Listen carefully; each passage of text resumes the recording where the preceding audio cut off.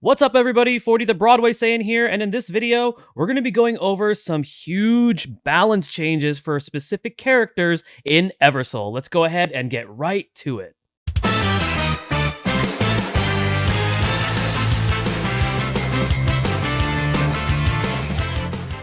Alright guys, before we go ahead and go over the big balance changes that Eversoul is going to be implementing to specific characters, I want to remind you guys that if you enjoy what you see on this channel, be sure to hit that subscribe button, turn on that notification bell, that way you guys are not missing out on future content. Leave a like on this video, and if you've already read the balance changes, let me know what you think of them in the comment section below. So there was an announcement that we had some big changes to specific characters that are generally underutilized or underperforming, and they're going to be making some adjustments to them, so then that way they're going to be a lot more optimal should you decide to use them in your party. And this is amazing, and shout outs to the devs for this game because they've been really good with the communication, they've been really good with compensation, and it looks like they've been really good with feedback overall and implementing things that make the game a lot more enjoyable. Now the source that I have here is from the Pridewin website. The notes were translated by Antillar, who is the head of the Pridewin Discord. So shout outs to Pridewin and Antillar for translating the changes or the balance changes for us. But let's go ahead and go ahead and start reading the different changes that they're making to certain characters. So the first character we have is Flynn. So I have my game turned on right next to me, just so that way I know, which skills and subs and things that I'm talking about. So her main skill, which is Gunpowder, the duration has now been changed from 10 seconds to 12 seconds, and what that is referring to is the speed increase. So that is pretty good. We're gonna have a longer speed duration, and then the last upgrade has been changed. So now this time it's no longer going to be removing debuffs from Flynn, but now she's just going to be immune to status effects overall. So much better. I definitely like those changes that they made. And then her Take This, which is one of her subs, the skill will now give Flynn more mana after hitting an enemy. This is awesome, so then that way she could charge up her main skill a lot quicker. Very cool. Her Better Alone, which is her passive, they added a missing description to the passive, so Flynn now gains more mana per normal attack. However, they did change the bonus values. It looks like they did nerf the base and upgrade one, but that's okay because I think it's supposed to balance out everything else that she got that was a buff. So now at base, instead of 110%, it's now at 100%. Upgrade 1 went from 115 to 110, and then upgrade 2 went from stayed at 120. So it looks like upgrade 2 remained the same. It's just that upgrade 1 and base, unfortunately, were nerfed just by a little bit. But all in all, she did get some upgrades. So for those of you that like using Flynn, there you go. She got upgraded, which is really awesome. So now the next character that we're going to be taking a look at that did get a buff is Suni, and she's been talked about now after these balance change notes release, because people are saying that she's going to be crazy insane now, especially because, she is a beast defender, and she's getting these upgrades. So her first one, which is Spiral Shield Dance, which is one of her subs, they adjusted the amount of damage the shield can now absorb. So as you can see right there at base, it went from 16 to 18%. Upgrade 1 is now to 20%. Upgrade 2 is now to 22%. The defense increase buff has been moved from upgrade 2 to upgrade 1. So that defense increase, you can get it earlier now. And then upgrade 2 will also give Suni a 30% physical and magic resistance buff for 12 seconds. So her survivability as a defender is going to be a lot more potent, which is going to be great for those of you that like using her as a beast tank.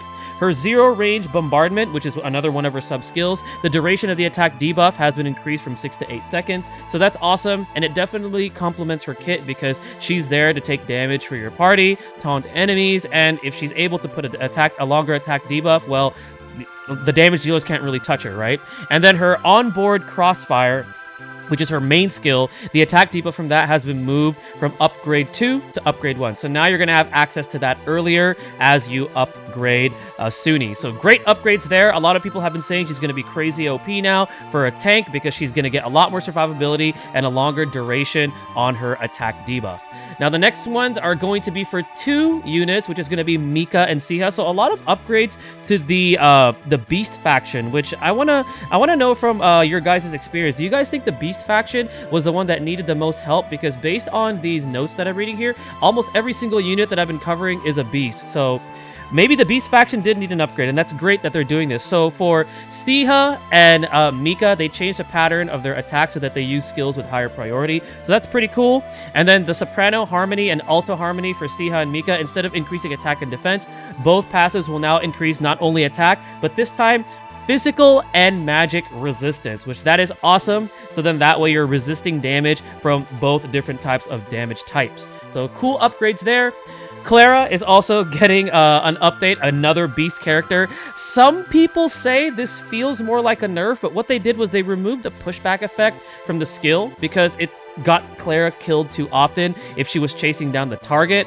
They're not changing the stun effect, so some people were saying this is a nerf, but at the same time, as they implement this, it looks like Clara will not get killed nearly as quickly as often. I don't know much of that of what this skill is really supposed to be doing because I don't really use Clara too much. I've been using a lot of like Talia, Catherine, but let me know in the comment section below what you guys think, if this is really a nerf or if this is a buff. I'll be playtesting Clara myself, but those are the changes that Clara is going to be getting.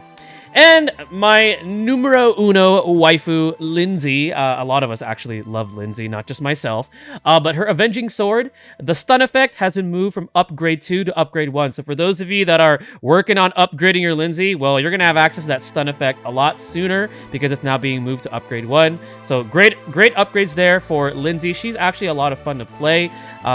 She's definitely underutilized, although because she's just so good looking, I think a lot of people just use her anyways because she looks cool. She looks really, really cool.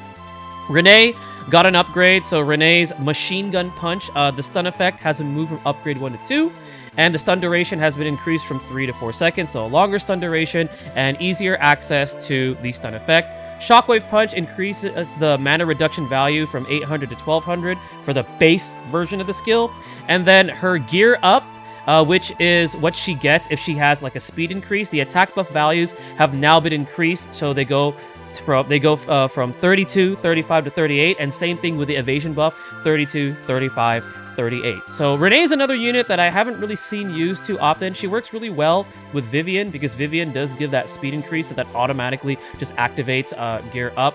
But now, hopefully, we're going to see a little bit more usage of her because she has a pretty cool design too, and she's one of the very few, I want to say monks, like fist users, that I've seen in this game. I believe she's the only one, and I like monks, so I might actually try her out when she gets these upgrades. Erusha is getting an upgrade as well, so Spinning Chakra, the mana recovery values are going to be increased, as you see right there, 1,000, 1,250 to 1,500.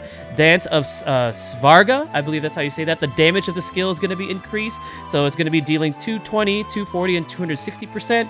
Dancing for Nirvana, the damage of the skill is also going to be increased to 260, 380, and 300%. And then Indra's Radiant Sphere, Erusha's attack pattern has been changed, so she's going to be using this skill with higher priority. And finally, the last upgrade is going to go to Nini.